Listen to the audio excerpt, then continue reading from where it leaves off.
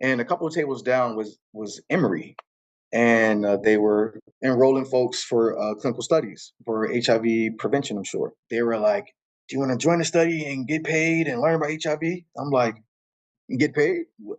Yes, I do." Like that first visit, they had me watch the informational thing, and I learned actually about HIV and how it impacts the body, and just all these different things that it just shifted, my paradigm about how real this is, and not only again how in close proximity I am to it, but I also learned that day that I had to be an advocate for myself of that. When they asked me to join the study, they didn't know I was trans. They just saw a black man at Pride. Once they knew I was, assigned female at birth, I no longer was eligible for the study. And I had to like advocate for that. I'm like, wait, hold up now, because I'm having sex.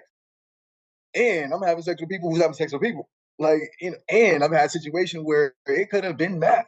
So it's like it didn't make any sense to me that why would I not be eligible for this if, what I'm saying, we're talking about folks who are vulnerable in these situations. You ask me how many sex partners, if I'm having condomless sex, I mean every checkbox except for when I was born. That definitely kind of bookmarked that conversation for me and how important it was to really start it.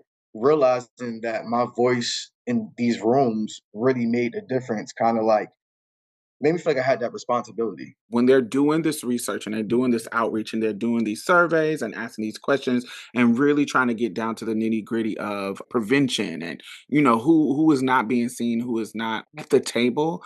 A lot of times, because of some of the statistics, people can be really tunnel vision in regards to how they think about HIV and AIDS. It's like soon as you think of that, just because of the stigma, it's gay men, it's men who have sex with men.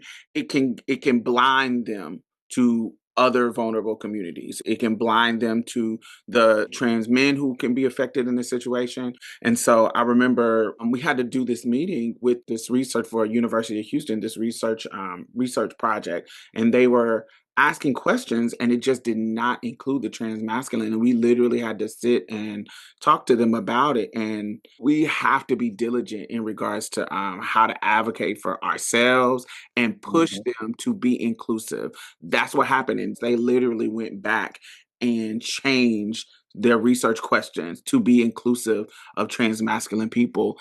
And that Mhm. gave even more data of the trans masculine experience because we pushed them to do that. And they weren't even thinking about it or looking Yeah. for Marketing materials, just the certain things that include other populations will make the difference.